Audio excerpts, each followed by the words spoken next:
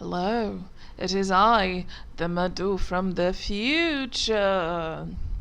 I just want to say that I am well aware of the image quality as well as the sound quality. For some reason, my microphone just stopped working during a recording. Now it's back to normal, but anyways, I apologize for that. I did not want to record the video again because I felt that it would lose the spontaneity, and I didn't want to completely scratch this video because I put a lot of effort into it. So if you could just look past everything, I would appreciate it, and I will be more careful in the future. Thank you. Can you feel how cold this tea is?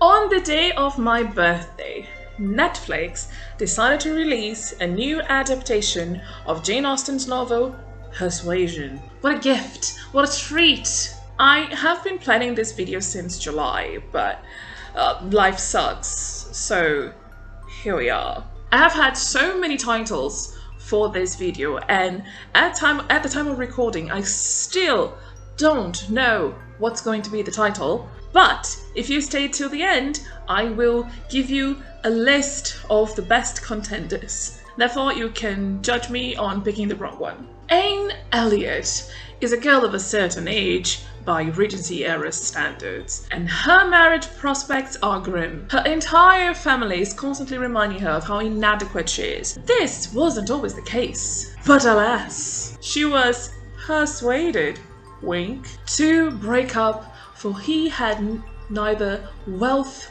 nor status. Now, after years apart, Wentworth is back. Is it already too late? But enough prelude! Let's get to the lewd. The story starts with Anne, her father, and her eldest sister having to leave their family home due to crushing debt. Debt, not death. Debt.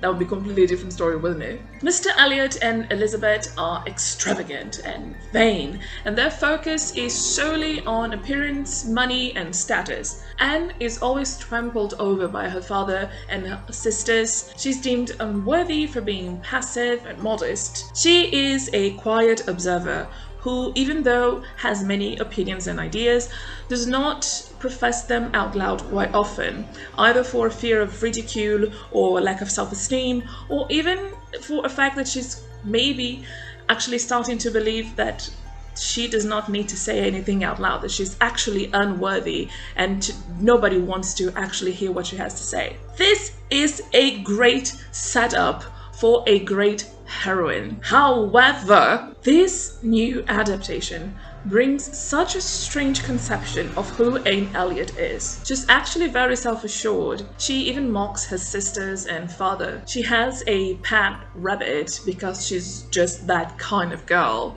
But the worst part is how this movie tries to make her seem relatable, doing something that producers and screenwriters have been doing for quite some time now, which is creating this relatable character that is just, oh my god, she's so quirky, she cries in her pillow, and she's a functioning alcoholic. My god, that's such a mood.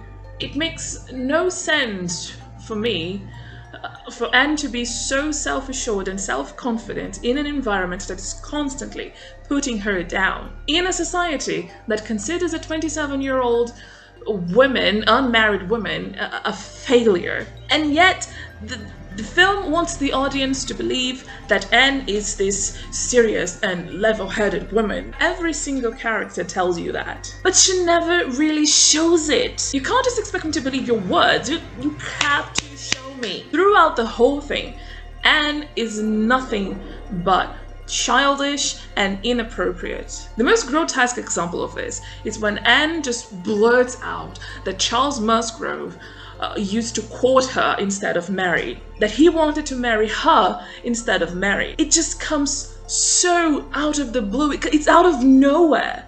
everybody's having dinner and everybody's talking, and then she's just sort of like, you know, he used to court me first. Girl, what are you doing? Who does that? And please, do you really want me to believe, want me to just accept that Dakota Johnson is the ugly duckling of that family? They only put her in outfits and hairstyles that compliment her, that are flattering to her, even the colors. I do not buy it, sir. It's just such a strange path to take with this character specifically.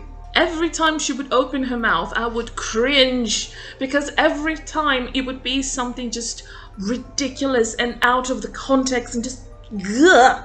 I'm getting so worked up over this. Let's move on. Let's talk about the heartthrobs. They should have been swapped. I'm sorry, Henry Golding is a far better actor. Cosmo Jarvis tries really hard, but the movie aims for stoic and lands on constipation. He even sounds rude sometimes. Wentworth is distant, but he's not rude. That's the whole point of his character. And this film decides to create more scenes between Anne and Frederick, and this could have worked really well. However, every time they meet, they seem to get into an argument, which is just so counterproductive to the whole idea that they are becoming distant. So if the whole point is for us as the audience second guess Frederick's actions towards Anne, why would you give them more screen time together? It's nice when this kind of relationship develops subtly. You know, you have the I'm looking at you,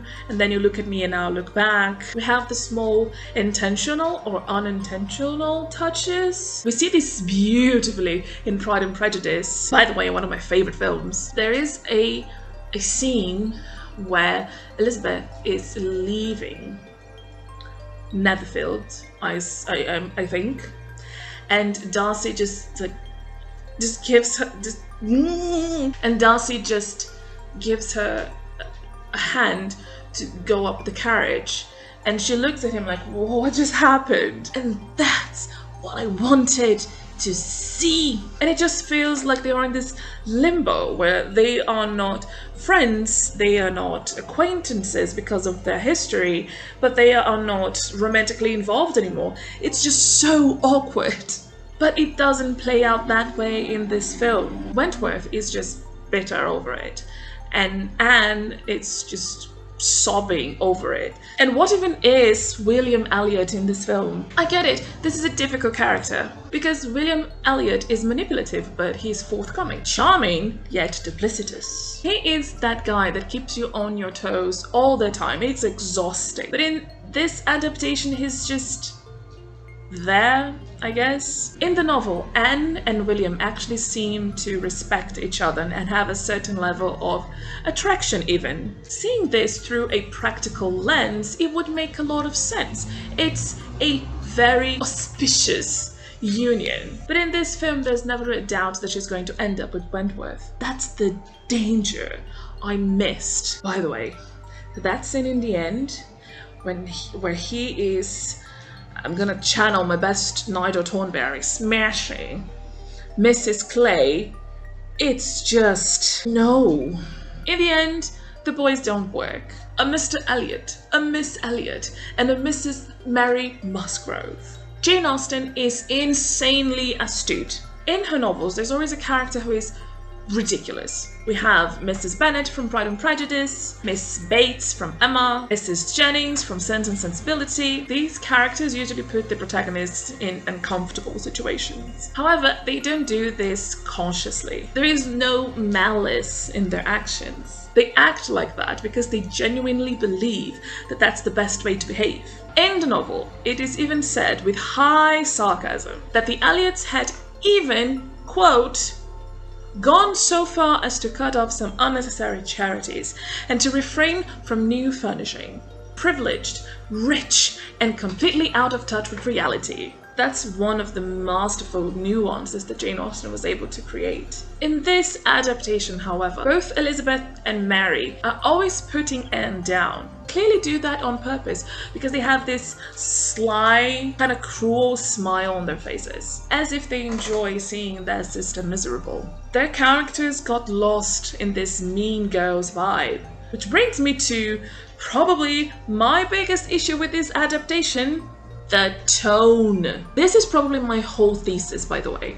Whole reason why I decided to talk about this movie. I can understand that the aim of this script was to create kind of a romantic comedy, Regency-ish, Bridgerton meets Fleabag stuff. But I just don't think that this story in particular was the best choice. Persuasion was one of Jane Austen's final novels, and it shows. She was sick when she wrote it, and it really feels as if she knew what was coming, ending in this beautiful moment of catharsis. Persuasion, the novel, it's very introspective and melancholic. I can't get over on how much they missed the mark on this one. There is a scene where Anne is talking with Lady Russell, and they are discussing what it means to be alone. Now, Lady Russell is a widow, so she's not exactly in the same situation as Anne. And this conversation could have gone so many different ways. It could have been eye-opening and comforting. It could have been a moment where Lady Russell shows Anne that it's okay to not be married, that it's okay, that she won't be alone as long as she has people who cares for her. And this is something that Anne Elliot has always done. She has cared for other people. Therefore, she has so many people who look up to her and who genuinely care for her. This could have been such a nice, comforting scene, but no, it becomes a scene where Lady Russell reveals to Anne that she takes sexy cruises through Europe. By the way, remember that Anne was supposed to be this kind of low self-esteem, unsure girl? She's not. So by the end of the film, what is her journey again? If she is already a self-realized, self-confident person, what then does she learn throughout all these events? This story is about finding yourself and finding out that you are worth it. It's about finding family outside your own family. And it's all about putting hard work and ethics and morals above money and status. These are all very mature, very introspective themes. And that just does not match what this film was trying to be. If they really wanted a story that matched this light, bubbly, quirky tone they were going for, they should have chosen one of the most underrated Jane Austen novels. One of my personal favorites, Northanger Abbey. Northanger Abbey is all about misunderstandings and naivety. It's a satire of Gothic novels, and it is hilarious. Catherine Morley breaking the fourth wall and using anachronisms would have been just, it would suit her character arc and the story. And I just can't go past this. It would have been so much better if they had adapted Northanger Abbey. But that's it, I'm done.